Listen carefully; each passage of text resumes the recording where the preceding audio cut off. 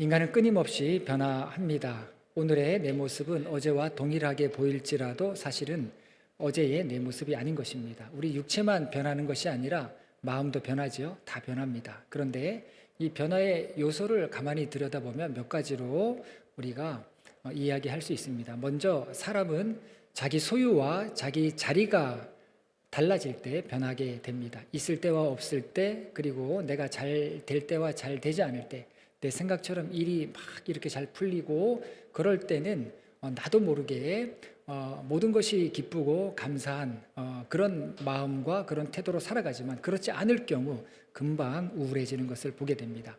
또 사람에 따라서도 달라집니다. 상대에 따라서, 상대방이 어떤 사람인가, 또 나를 어떻게 대해주느냐에 따라서 달라지게 됩니다. 그리고 환경이 달라질 때도 변합니다. 내가 어디에 사는지, 그리고 내가 무엇을 하는지, 어떤 상황에 처해 있는지에 따라서도 변하게 되는 것입니다. 그런데 여러 가지 상황과 조건에서 변하게 되는데, 크게 보면 두 가지 방향으로 변합니다. 좋은 면으로의 변화가 있다면 나쁜 면으로의 변화가 있다라는 것입니다. 지옥길은 내리막길이라서 사람을 지옥에 가게 하려면 가만히 놔두면 된다라고 하는 그런 말이 있듯이, 우리 안에 죄성이 무의식적으로 반자동적으로 작용을 해서 가만히 두면 나쁜 면으로, 나쁜 쪽으로 변하기가 쉬운 것이 사람인 것입니다. 그래서 좋은 면으로 변화되기 위해서 우리는 의도적이고 의지적인 노력을 끊임없이 해야 하고, 아울러 교육과 훈련도 필요합니다. 그리고 우리가 지키고 기억해야 될 믿음의 원리들도 우리가 늘 마음에 품고 살아야 하는 것입니다. 분명한 것이 있습니다. 그 분명한 것이 무엇이냐면, 우리는 어떤 상황과 조건에 처해 있다 할지라도 하나님께서 우리를 이 자리에 있게 하셨을 때 좋은 변화를 위해서 이 자리로 부름받았다라는 것입니다. 우리 믿는 사람은 우리 가정도 그렇고, 교회 공동체도 그렇고, 내가 일하는 일터에서도 그렇고, 내가 살아가는 그 자리에서 좋은 변화를 위해서 하나님께서 그 자리에 나를 세워두셨다라는 것입니다.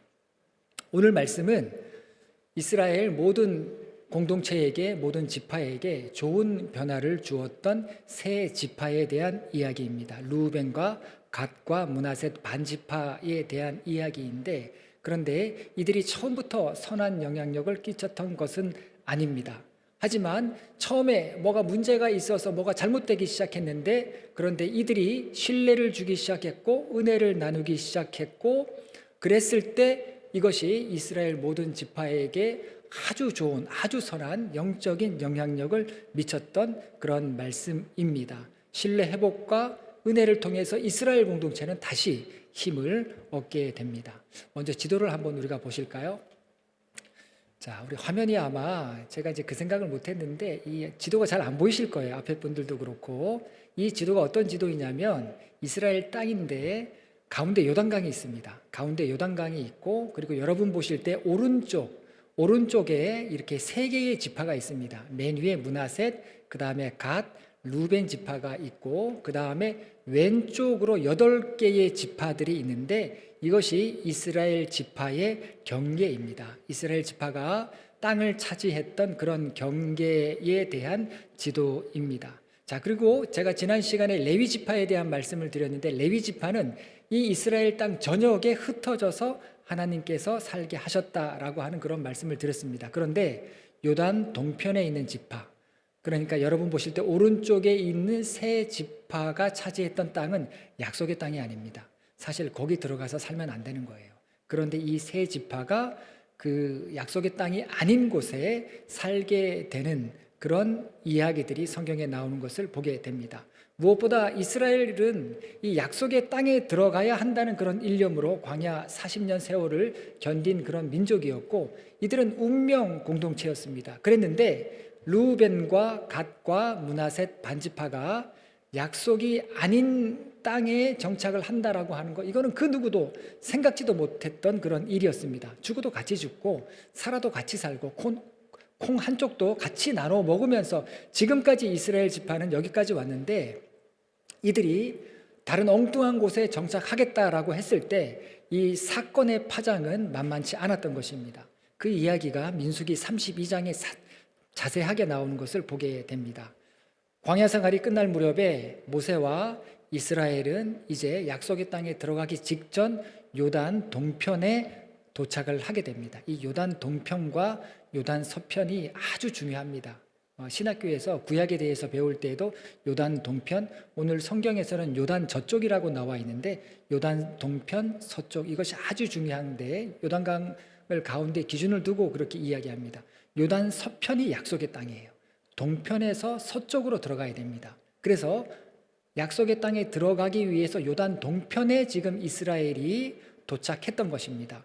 여기에서 모세는 요단 동편에 살고 있었던 미디안 족속을 정복하게 됩니다. 그리고 여기서 여호수아에게 자신의 리더십을 넘겨주게 됩니다. 이제 남은 것은 약속의 땅으로 진군하는 일만 남게 됩니다. 그런데 그때 르우벤과 갓 지파가 모세에게 찾아옵니다. 찾아와서 하는 말이 뭐냐면 우리는 약속의 땅에 들어가지 않고 요단 동편의 땅에서 살고 싶습니다. 이렇게 모세에게 이야기합니다. 다른 지파와 함께 약속의 땅에 들어가지 않도록 허락해 주십시오라고 이 두 지파가 모세에게 찾아와서 이야기했던 것입니다. 광야에서 평생을 살던 사람들이 요단 동편에 들어와 보니까 여기는 땅이 굉장히 좋습니다. 그래서 모든 게 다 푸르르고 이 농작물도 풍요롭고 이런 걸 보았을 때 아마 눈이 휘둥그레졌을 것입니다. 당연히 여기가 좋사오니라고 하는 마음이 들 것입니다. 이들이 그랬던 거예요. 그래서 핑계거리를 이야기하는데 그게 뭐냐면 우리는 가축이 너무 많습니다 라고 이야기하면서 우리는 여기 머물겠습니다 라고 했던 것입니다. 이들 지파가 미디안 정복 전쟁을 했을 때 용감히 싸워서 아마 가축으로 전리품을 많이 받았던 것 같습니다. 그런데 가축대를 바꿔보니까 이제 요단 동편에서 키우기가 너무 좋은데 다시 요단 서편으로 가기 위해서 광야로 내려가고 그 뜨거운 광야에서 가축들을 건사해야 되고 또 다시 요단 약속의 땅으로 서편으로 올라가야 되고 이런 거를 생각하니까 쉽지 않아 보였던 것입니다. 그래서 모세에게 우리는 요단 동편 이 땅에 거하겠다라고 그렇게 이야기한 것입니다. 여러분, 이 가진 게 없어도 걱정이지만 가진 게 많아도 근심입니다. 가진 게 많으면요 땅의 것을 자꾸 생각하게 되어 있습니다. 땅의 것만 너무 생각하다 보면 하나님의 뜻, 하나님의 비전 이런 게 잘 안 들어오게 됩니다. 내가 하나님의 자녀라고 하는 것도 잘 안 들어와요.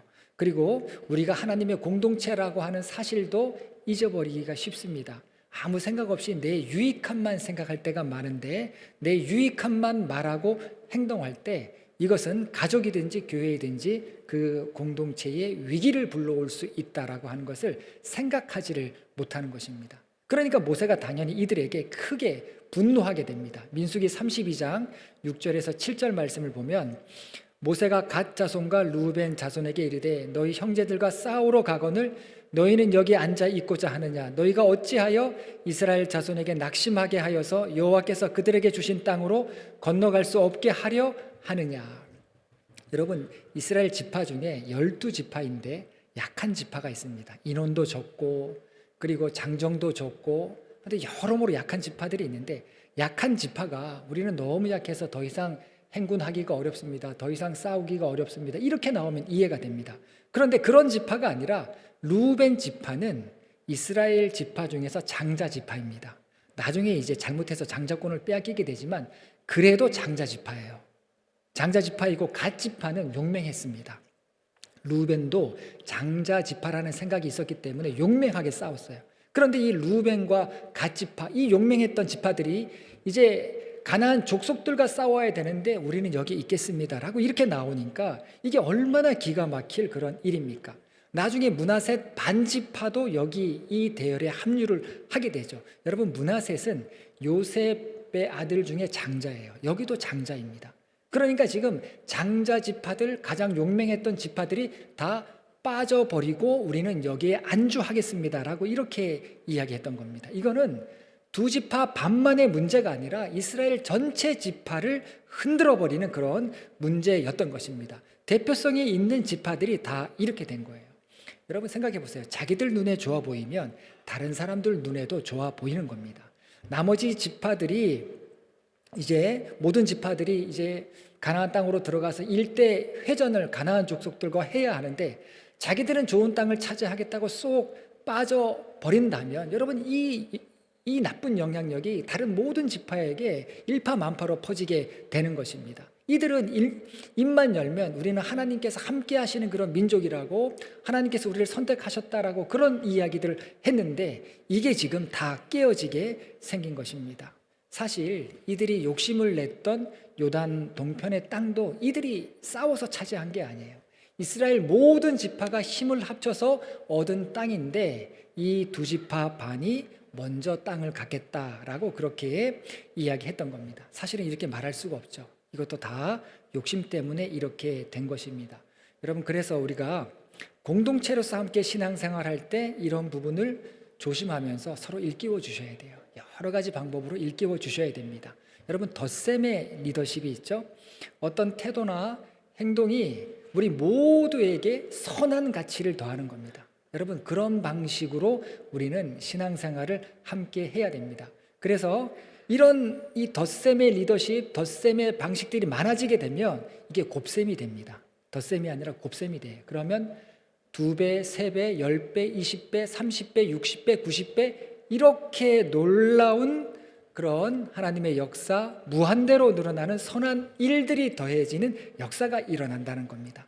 여러분, 교회가 그런 공동체가 되도록 우리가 서로 돕고 그리고 서로 깨우쳐주는 사명을 우리가 감당해야 된다라는 것입니다. 여러분들이 교회에 이렇게 들어오시면 입구에서는 우리 교구장님과 지역장님들이 안내를 하시는데, 예배당에서는 우리 성도님들이 돌아가면서 이렇게 안내를 하십니다. 아마 여러분들은 이제 내 차례가 왔으니까 내가 서는가 보다 이렇게 생각하실지 모르겠지만, 여러분들이 안내할 때요, 다른 분들이 은혜를 받습니다. 무엇보다 목회자인 제가 여러분들이 이렇게 누가 또 오늘 안내하시나 이렇게 보면서 제가 굉장히 흡족한 은혜를 받습니다. 오늘 안내하셨던 분들은요, 올해 신천 권사로 임명받으시는 분들이 올해 안내를 섰습니다. 처음 이제 안내를 서신 분들도 계실 겁니다. 그런데 이게 아무것도 아닌 것 같은데, 나 한 사람이 어떤 봉사의 기회가 왔을 때, 봉사했을 때 이 봉사의 영향력이 다른 사람에게 퍼져 나가는 겁니다. 이게 아무것도 아닌 것 같은데 다른 사람을 신앙적으로 돕는 일이 돼요. 돕는 일이 되면서 선한 영향력을 주고 영적인 활기를 더해 주는 것입니다. 덧셈이 곱셈이 되는 겁니다. 그러면서 풍성한 열매를 맺게 하는 것이죠. 여러분, 매번은 아니라 할지라도 어떤 기회가 오면은요, 봉사하세요. 기회가 올 때 꼭 봉사하시기 바랍니다. 유익합니다. 나 자신에게도 유익하고 우리 모두에게도 영적인 시너지를 더하는 것을 보게 됩니다. 반면에 뺄셈의 리더십이 있어요. 벽돌에서 밑장 빼듯이 자꾸 뭔가 비어가게 하고 자꾸 잃어버리게 하는데, 결국에 이 뺄셈은 나누기가 되어버립니다.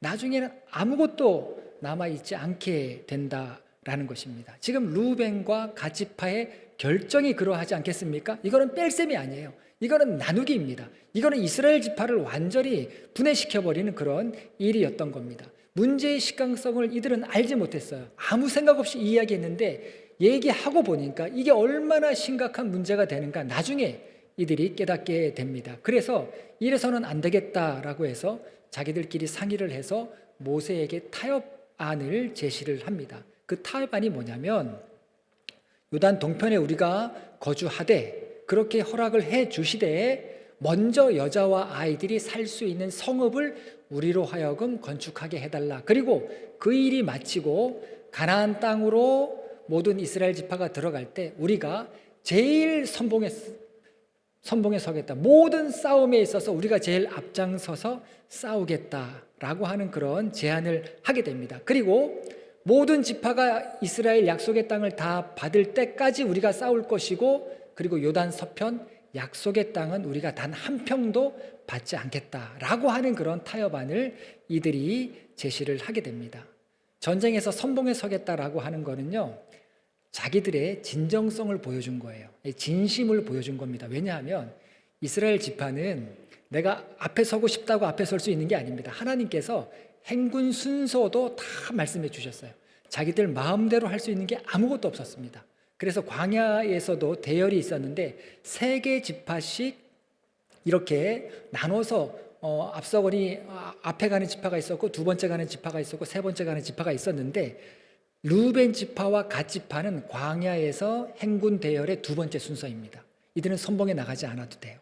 그런데 이들이 지금 우리가 모든 전쟁에 선봉에 서겠다라고 이렇게 모세에게 이야기를 합니다. 부담과 위험을 각오한 것입니다. 여러분, 이들이 정말 진심을 보여준 거예요. 그런데 진심을 보여줬다 할지라도 한번 구겨진 종이를 다리미로 다려도 주름이 남듯이 이렇게 해도 분위기가 나아지지 않았을 것입니다. 자, 그런데 놀라운 것은 모세가 이 제안을 받아들여요. 하나님의 뜻은 가나안 땅에 다 들어가는 건데 모세가 이들의 제안을 받아들이면서 좋다. 너희는 요단 동편에 남아 있어라. 그리고 너희가 제시한 모든 그런 타협안을 다 이행해라. 라고 그렇게 모세가 이야기를 하게 됩니다. 모세가 그렇게 했어도 아마 반대가 굉장히 많았을 것입니다. 절대로 그렇게 하면 안 됩니다. 원칙대로 해야 됩니다. 모두 약속의 땅에 다 들어가야 됩니다. 하나님의 뜻은 모두가 다 약속의 땅에 들어가는 것입니다. 목소리가 굉장히 반대의 목소리가 굉장했을 것입니다. 따지고 보면 여러분, 선봉에 서는 거 누가 전쟁에서 앞서고 싶겠습니까? 제일 먼저 죽을 텐데, 제일 먼저 화살 맞고 제일 먼저 칼에 맞고 제일 먼저 말 발굽에 밟힐 것인데 누가 그렇게 앞장을 서겠습니까? 이 굉장히 긍정적인 그런 이야기입니다. 그리고 요단 서편의 땅을 한 평도 받지 않겠다? 여러분, 그럼 어떻게 되는 거예요? 다른 지파가 받을 땅이 늘어나는 겁니다. 그러면 머리 빠진 사람은요, 그래, 잘 됐다. 그래, 이게 좋겠구나. 너희들 앞장서서 싸우고 그리고 땅은 우리가 차지하겠다. 이런 생각이 들 수 있는 겁니다. 그런데 모세가 그렇게 계산이 빨라서 이런 결정을 했겠습니까? 저는 그것이 아니라 분명히 모세가 하나님 앞에 기도했을 것이다. 기도해서 응답 받았을 것이다 라고 생각을 합니다. 여러분, 우리가 알고 보면요, 성경 말씀을 봐도 그렇고 하나님께서는요, 사람은 때로 고지식해요. 사람끼리 때로 말이 안 통할 때가 굉장히 많습니다. 그런데 하나님은요, 그렇게 고지식하지 않습니다. 무조건 약속의 땅에 들어가야 돼, 이게 아니에요. 그게 아니고 무조건 원칙대로 해, 이게 아닙니다. 하나님은요, 상황에 따라서 굉장히 유연하신데 중심을 보시는 거예요. 그 중심이 어떠하냐? 선봉에 서겠다라고 하는 중심, 땅 한 평을 안 받겠다라고 하는 그 중심을 하나님께서 보시고 모세를 통해서 허락하신 것을 보게 됩니다. 그리고 나중에 이 모세의 응답과 선택이 옳았다는 것이 증명되죠. 이들 세 지파가 약속을 지킵니다. 가나안 정복 전쟁을 하는 동안에 한치의 흐트러짐도 없이 이들이 선봉에서 싸우면서 신뢰를 주는 것을 보게 됩니다. 7년 동안이나 싸웠어요. 7년 동안. 이 루벤과 갓과 므낫세 반지파에서 장정은 10만 명 정도 됩니다. 왜냐하면 이스라엘 지파 인원이 성경에 다 나와요. 뭐 장정이 얼마고 아이하고 여자하고 몇 명인지 이 인원이 계수가 되어 있는데 장정만 10만 명인데 이들 중에서 4만 명이 가나안 정복 전쟁에 참여합니다. 그러면 나머지 6만은요, 요단 동편에 남아서 여자와 아이들을 보호했던 겁니다. 그러니까 4만 명이 특공대였던 거예요. 4만 명은 죽기를 각오하고 우리 가족을 이들에게 맡기고 이들은 7년 동안이나 정복 전쟁에 참여하게 되었던 겁니다. 그리고 그 전쟁을 마치고 이제 그렇게 선봉에서 싸웠던 이들이 요단 동편으로 돌아갈 때가 되었을 때 여호수아가 이들을 칭찬하고 격려합니다. 그러면서 했던 말이 오늘 본문의 말씀입니다. 이 말씀들이 우리에게 주는 교훈이 있습니다. 그 교훈이 뭐냐면 첫 번째로 순종에 대한 교훈을 우리에게 줍니다. 2절 말씀을 보면 그들에게 이르되 여호와의 종 모세가 너희에게 명령한 것을 너희가 다 지키며 또 내가 너희에게 명령한 모든 일에 너희가 내 말을 순종하여. 이 여호수아가 순종했다, 내 말에 순종했다라고 하는 이런 표현을 하는 것을 보게 됩니다. 모세에게도 순종했고 내 말에도 순종했다. 여러분, 이게 무슨 의미이냐면 여호수아서 1장에도 보면 이 루벤과 갓과 므낫세 반지파에 대한 이야기가 나옵니다. 그 이야기가 어떤 이야기냐면 이제 모든 이스라엘 지파에게 진군 준비를 시키고 루벤과 갓과 므낫세 반지파에게 먼저 앞장서라라고 하는 그런 명령을 여호수아가 내립니다. 그리고 그 명령은요, 여호수아가 이스라엘의 리더가 되고 내린 첫 번째 명령 1호였습니다. 명령 1호의 명령이 이들 지파에 대한 명령이었다라는 겁니다. 여러분, 이때 여호수아는 어떤 마음이었습니까? 여호수아 1장에 보면 여호수아가 두려워하죠. 불안해하죠. 사람들이 자신을 인정하지 않으면 어떻게 할까? 사람들이 나를 따르지 않으면 어떻게 할까? 그랬을 때 하나님께서는 강하고 담대하라고 하는 말씀을 3번이나 여호수아에게 합니다. 여호수아가 두려웠던 거예요. 그 수많은 이스라엘 사람들을 볼 때 자신이 없었던 겁니다. 그런 상태에서 내린 명령이었는데 이 르우벤과 갓과 므낫셋 반지파가 여러분 이 여호수아의 명령을 절대 순종하고 절대 복종했다라고 하는 것입니다. 여호수아의 지도력을 의심의 눈초리로 바라보는 그때, 그리고 모세의 무게를 과연 여호수아가 감당할 수 있을까 의욕의 눈초리로 바라보는 그때 이들 지파가 여호수아의 명령에 복종했다라고 하는 것입니다. 여러분, 가나안 전쟁의 승리의 역사는요, 여기서 시작된 거예요. 여기서부터 이들 지파가 여호수아의 명령에 순종하면서부터 가나안 정복의 승리의 역사가 시작됐다라는 것을 우리는 보게 됩니다. 그래서 하나님께서는요, 때로 우리로 하여금 길을 잃게 하십니다. 여러분, 길을 잃었을 때 너무 당황해하거나 혼란해하지 마세요. 여러분, 우리 삶은요, 돌아가는 길 투성이입니다. 그죠? 돌아가는 길 투성이의 삶에서 하나님은 때로 길을 보여주시기 위해서, 길을 정확하게 보게 하시기 위해서 길을 잃게 하십니다. 혹시 이 자리에도 내가 길을 잃었다, 내가 어떻게 해야 될지 모르겠다, 여러분 염려하지 마시고 하나님 바라보시면서 기도하시기 바랍니다. 하나님의 계획은 우리와 달라요. 하나님의 시간도 우리와 다릅니다. 지금은 당황스럽고 혼란스러울지라도 하나님은 분명히 내가 하나님 안에 있을 때 분명히 내 삶을 질서 있게 하십니다. 그리고 하나님의 선택이 옳았다는 것을 나중에 알게 돼요. 이게 은혜가 됩니다. 그러면 이 말씀이 내게 벅참으로 다가오는 것을 보게 됩니다. 이 말씀을 일으켰던 이들 세 지파가 각 잡고 순종을 하니까 이스라엘의 영적인 공기가 완전히 달라지게 되는 것을 보게 됩니다. 여러분, 그래서 어떤 형태이든지 내가 내 삶을 새롭게 개척해야 되고, 내가 내 삶을 새롭게 살아야 되고, 아니면 우리가 교회 공동체로 이렇게 모여서 우리가 교회를 개척해야 되고, 또 다른 내 사업적인 부분에서 개척을 해야 되고, 어떤 형태의 개척이든지 여러분, 하나님 앞에 순종하는 마음이 아니고서는 할 수가 없는 거예요. 내 주장, 내 기준을 내세울수록 여러분 개척은 요원해집니다. 원래 사람은 어떻습니까? 여러분, 저도 자존심이 굉장히 세요. 굉장히 셉니다. 그래서 여러분, 이 자존심이 센 사람 특징이 뭡니까? 남 얘기 잘 안 듣죠. 고개를 끄덕끄덕 하시는데 여러분은 뭐 자존심이 안 세십니까? 다 자존심이 세요. 여러분, 우리가 뭐가 있습니까? 자존심 하나로 지금 이렇게 살고 있는 거 아니겠습니까? 예, 그런데 여러분, 이들 세 지파가 이 지금 막 새내기 리더인 여호수아의 말에 순종했을 때 약속의 땅을 개척할 수 있게 된 힘이 되었다라는 것입니다. 여러분, 그래서 우리도 공동체로 신앙생활을 합니다. 속회도 있고 선교회도 있고 또 다른 세대 공동체도 이제 앞으로 준비를 하고 있고, 이런 공동체로 신앙을 하는데 여러분, 우리 안에, 내 안에 순종의 토대를 한번 살펴보셔야 돼요. 내가 순종하는 마음을 갖고 신앙생활을 하고 있는데 그 순종의 토대가 뭔가, 이 순종이 내 의지에서 비롯된 것이라면 이거는 거짓된 열심일 수도 있습니다. 이 부분을 잘 살펴야 됩니다. 여러분, 인간에게는 영이 있죠, 또 혼이 있죠, 육이 있습니다. 우리가 육이라고 할 때 이거는 내 육체만 의미하는 것이 아닙니다. 육은 뭐냐면은요, 내 육체를 채우기 위해서 필요로 하는 욕망이에요. 이게 육입니다. 욕망을 포함하는 게 육이에요. 그래서 그냥 살덩어리만 의미하지 않는다라는 겁니다. 그럼 혼은 뭡니까? 혼은 이성이에요. 이성적인 판단을 의미합니다. 판단을 하고요, 도덕적인 주체로서 양심의 부름에 따라서 사는 것이 혼의 작용입니다. 그럼 영은 뭡니까? 영은 인간을 인간이게 하는 게 영이에요. 하나님 안 믿는 사람은 그렇게 이야기하지 않겠지만 하나님 믿는 사람에게 있어서 영은 뭡니까?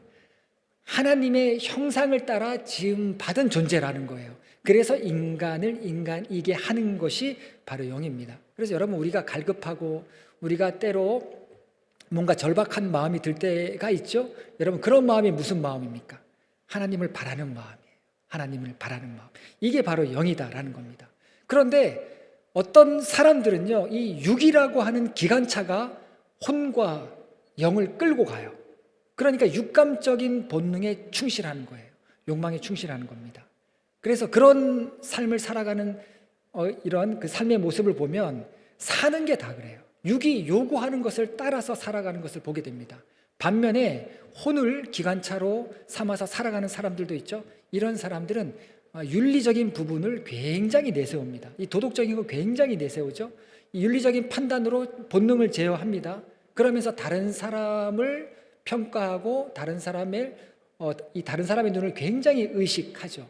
반면에 영을 기관차로 해서 살아가는 사람은 하나님을 의지하고 하나님께 물어보는 것을 즐거워합니다. 뭐 그렇다고 영이 저급하고 혼이 저급하고 육이 수준이 있고 그런 말씀을 드리는 것이 아닙니다. 사람은요, 기본적으로 다 자기 중심적이에요. 그런데 영으로 사는 사람은 그래도 믿음이 있어요. 그래도 믿음이 들어가고 그 믿음이 예배하고 또 삶의 어려운 순간 하나님을 바라보고 부르면서 그 믿음이 깊어지죠. 깊어지면서 하나님 안에서 누리는 자유함을 알게 됩니다.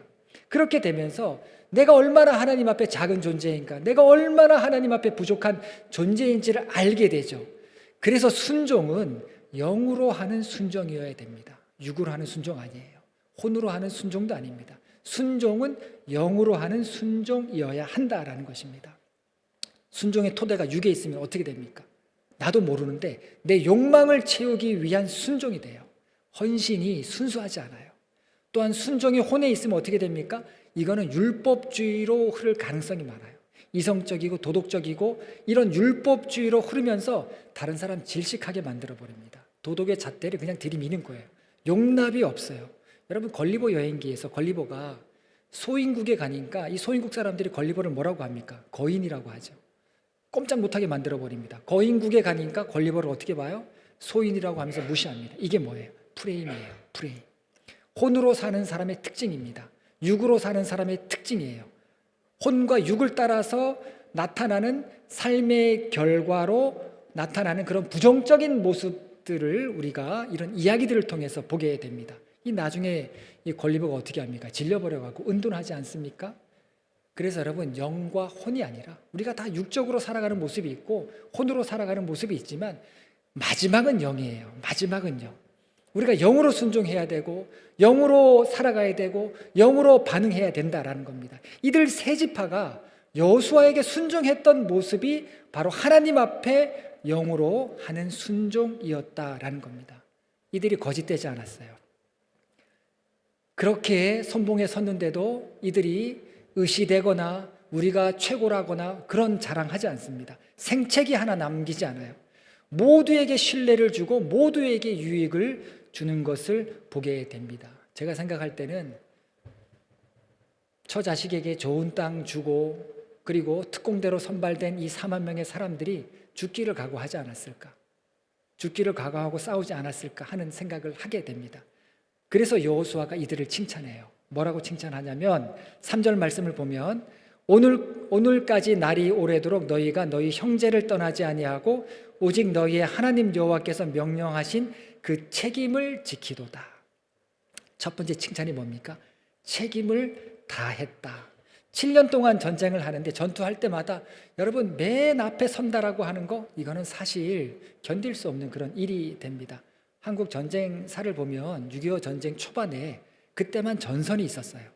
밀렸다가 올라갔다가 이런 전선이 형성되었고 나머지 한 2년 정도, 2년 넘게 그냥 전선이 고착됩니다. 그래서 그때부터는 고지전이에요. 그래서 고지전이라고 하는 말을 하는 것입니다. 그러니까 어떤 고지에서 전투가 있을 때 공격을 하거나 방어를 할 때 부대가 있을 것이 아닙니까? 그러면 그 부대에 한번 전투 치르면 교체해 줍니다. 계속해서 교체해 줘요. 계속해서 선봉에 싸울 수 없다라고 하는 그런 이야기입니다. 항상 선봉에 있는 부대는 없어요. 그렇게 했다가는 괴멸되는 겁니다.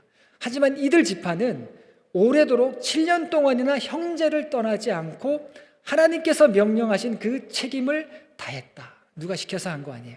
자원해서 했다라는 겁니다. 여러분들 다 가정에서 부모로서 자식으로서 이렇게 살아갈 때 어떤 마음으로 살아가십니까?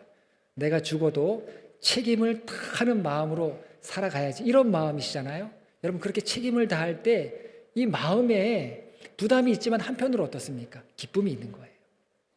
힘이 솟는 겁니다. 그리고 살아갈 의지가 새록새록 생기게 되는 것을 보게 됩니다. 이들 지파에서 사상자가 제일 많이 나왔을 거예요. 여러분 과거 전투가 어떻습니까? 과거 옛날에 이 로마군 전투 이런 그런 책들이 있습니다. 갈리아 전기나 이런 책들이 있는데 그런 책들에 보면은요 군대 전투에 참여했던 이 군인들이 지금으로 말하면 이제 전쟁 증후군 같은 건데 정신이 이상된 사람이 많았다는 거예요. 환청을 보고 무서운 꿈을 꾸고 너무 이 전쟁이 잔혹하지 않습니까? 막 비명소리를 막 듣고 하니까 너무 끔찍한 모습들을 많이 보니까 전쟁에 갔다 온 사람들이 정신 이상자가 많았다. 이게 고대 기록이에요. 고대 기록. 사상자가 얼마나 많이 나왔겠습니까? 그런데도 이들이 형제를 떠나지 않았다. 그리고 이스라엘 이 가나안 정복 전쟁을 보면 전투를 한번 끝내고 항상 길갈로 돌아옵니다. 길갈로 돌아와서 휴식을 해요. 하나님이 함께 하셨다라고 하는 그런 비석이 길갈에 있었죠. 그리고 여자와 아이들은 길갈에 있었어요. 그래서 치열한 전투를 끝내고 항상 길갈에 와서 휴식을 취했을 때 다른 지파 사람들은 가족들과 함께 하면서 회복의 시간을 가졌는데 이들 4만 명의 이 루벤과 갓과 므낫세 반지파 사람들은 가족이 없는 거예요. 가족에게 갈 수도 없습니다. 갔다가 무슨 소리를 듣겠어요? 가족도 없이 그냥 7년 동안 오롯이 그 어렵고 힘든 시간을 견뎌냈던 것입니다. 더군다나 이들은 이미 땅을 받았습니다. 땅을 받는 조건으로 선봉에 섰기 때문에 다른 지파들은 이들이 아무리 죽도록 수고해도 너희 참 수고 많다 애썼다 이렇게 이야기하겠습니까? 아니죠. 너희들의 선택이잖아. 너희들이 이렇게 하고 싶어 했잖아. 당연히 이렇게 싸워야지.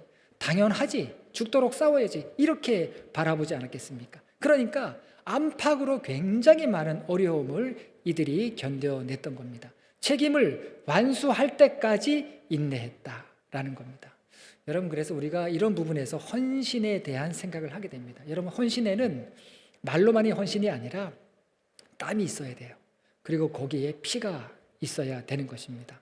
이 결과로 이스라엘은 7년 정복 전쟁에서 승리할 수 있었고 이스라엘 전체 공동체는 약속을 성취할 수 있게 되는 것을 보게 됩니다. 여러분 우리 신앙생활의 모든 것도 다 공동체로 연결되어 있습니다. 이 공동체가 없으면은요 아무리 능력 있는 개인이라 할지라도 믿음이 온전해질 수 없어요. 여러분 아무리 설교 잘하는 목사라 할지라도 여러분들이 없으면 교인들이 없고 공동체가 없으면 아무것도 아닌 것입니다.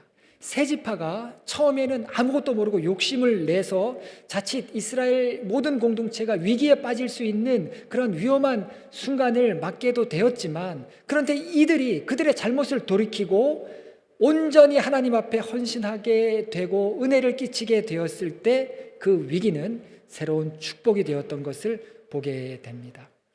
여러분 우리도 공동체로 신앙생활을 하고 있습니다. 우리의 헌신, 여러분들의 헌신이 너무나도 중요한 것입니다.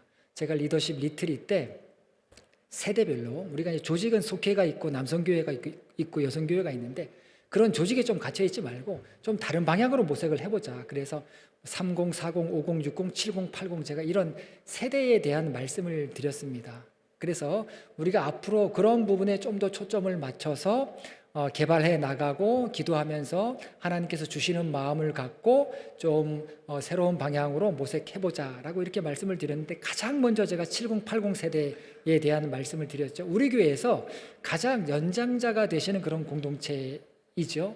예전에는요 교회 법상 은퇴가 70입니다. 70이면 교회에서 원로로 이렇게 부르고 교회에서 돌봐드렸습니다. 그런데 지금 시대는 아니에요. 지금 시대는 많이 달라졌습니다. 완전히 달라졌어요. 지금 시대는 저는 70, 80 세대에 계신 분들이 선봉이다. 교회가 뿌리 내릴 수 있고 교회의 터가 잘 닦일 수 있도록 이분들이 모범적으로 잘 행하셔야 된다라는 생각을 저는 갖고 있습니다. 그래서 여러분 갈렙처럼 이 산지를 내게 주소서라고 하는 마음을 가지셔야 됩니다. 제가 한 번은 한 2주 전인가요? 우리 70, 80에 속하는 한 이 남성교회에서 부부 동반으로 식사를 하는데 서로 이렇게 하시는 말씀들이 굉장히 은혜가 되는 겁니다. 농담처럼 지나가듯이 이렇게 하시는 말씀이라 할지라도 이 듣는 사람에게는 너무나 소망이 되는 그런 말씀을 하는 것을 제가 들었습니다. 한 분이 다른 분에게 우리가 교회를 세우자고 이렇게 말씀을 하시는 거예요. 그러니까 다른 분이 웃으면서 그렇게 하자고, 그냥 말씀만 들어도 얼마나 좋습니까? 말씀만 들어도 얼마나 힘이 되는 그런 말씀입니까? 여러분, 왜 우리가 함께 신뢰를 회복하면서 온전한 공동체를 세워가야 하겠습니까? 여러분, 하나님께서 우리에게 원하시는 분명한 목적이 있기 때문에 그러한 것입니다. 우리가 어둠의 시간을 통과할 때라도 하나님은 우리에게 꼭 기억하기를 바라시는 그런 믿음의 교훈이 있어요. 우리가 어리석은 결정을 하고 뒤늦은 후회를 하면서 돌이킬 때 하나님께서는 이 말씀으로 꼭 돌아가라라고 하는 그 말씀이 있습니다. 하나님은 이렇게 살라고 말씀하세요. 오늘 본문 5절의 말씀입니다. 오직 여호와의 종 모세가 너희에게 명령한 명령과 율법을 반드시 행하여 너희의 하나님 여호와를 사랑하고 그의 모든 길로 행하며 그의 계명을 지켜 그에게 친근히 하고 너희의 마음을 다하며 성품을 다하여 그를 섬길지니라 하고, 이게 목적이죠. 그리고 그 다음 말씀 6절에 어떻게 되어 있습니까? 여호수아가 그들에게 축복하여 보내매 그들이 자기 장막으로 갔더라. 이제 헤어지면서 우리가 비록 다른 땅덩어리에 살지라도 이 말씀은 꼭 기억해라. 여호와의 종 모세가 너희에게 명령한 모든 명령과 율법, 그리고 여호와를 사랑하고 그 모든 길로 행하고 그의 계명을 지키고 친근히 하고 너희 마음을 다하고 성품을 다하고 여호와를 섬겨라. 그렇게 살아야 된다. 우리가 같이 살든 같이 살지 못하든 흩어져 살든 이 말씀을 지키면서 살아야 된다라는 것을 여호수아가 이들에게 권면하는 것을 보게 됩니다. 여러분, 이게 하나님의 마음이죠. 이게 모세의 마음이었습니다. 그리고 여호수아의 마음이었습니다. 여러분, 하나님께서는요, 우리가 하나님 말씀 의지하면서 잘 따르기를 바라는 거예요. 하나님을 섬기면서 살기를 바라는 겁니다. 그 목적을 위해서 하나님께서는 우리로 하여금 공동체로 부르셨고 교회가 되게 하신 것입니다. 그리고 그 목적을 위해서 여러분, 누군가는 자원하는 심정으로 앞장서셔야 돼요. 누군가는 정말 하나님께서 내게 주신 사명이다라는 그런 믿음과 결단을 갖고 선봉에 서셔야 됩니다. 그 사명이 외로울 수도 있습니다. 그 사명을 따라 살아가게 될 때 때로 오해의 말을 들을 수 있고 때로 눈물 흘릴 수도 있고 때로 고통받을 수도 있고 그러면서도 인내해야 되고 그러면서도 신뢰를 줘야 되고 어려운 길일 수가 있습니다. 그러나 하나님의 역사와 하나님의 은혜는 누군가 십자가를 질 때 나타나는 것을 우리는 기억해야 하는 것입니다. 십자가를 짐으로써만 우리는 서로 섬길 수가 있고 하나님을 섬길 수가 있는 것입니다. 여러분의 가정도 그리고 우리 교회도 이런 공동체가 되기를 바라겠습니다. 십자가를 지는 어려움과 고통이 있을지라도 그 십자가 끝에는 놀라운 은혜와 역사가 있음을 기억하고 루벤과 갓과 므낫의 세 지파처럼 우리가 선봉에 서겠습니다. 우리가 앞장서겠습니다. 라고 하는 마음으로 함께 신앙생활하는 우리 모두가 되기를 간절히 바랍니다. 기도하시겠습니다. 하나님, 어렵더라도 또 마음 내키지 않더라도 하나님 앞에 헌신된 일에 쓰임받는 저희가 될 수 있도록 인도하여 주시옵소서. 예수님의 이름으로 기도합니다. 아멘.